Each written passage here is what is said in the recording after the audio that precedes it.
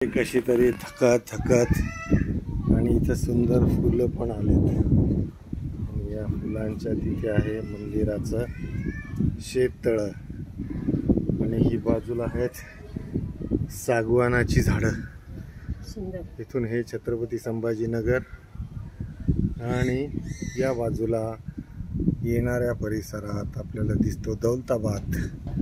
या दौलताबादहून पुढे आहे वेरूळ आणि हे शेतीचे चौकोनी पट्टे, गालीच्या अंतरावा अशी हिरवाई, जिथे पिवळ्या रंगाचं प्रमाण जास्त, कुठे हिरव्या रंगाचं प्रमाण कमी, कुठे पिवळ्याचं प्रमाण जास्त, असे हे पट्टे आपल्याला बघायला मिळतात. त्यामुळे गालीचा अंतरला की काय असा भास होतो.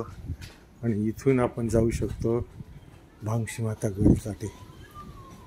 हा एक नयनरम्य अशा परिसरात चालण्याचा अनुभव, संध्याकाळची वॉकिंग आणि निसर्गाचा आनंद घेत आपल्याला सुंदर प्रवास, सुंदर ट्रेकिंग करता येतं.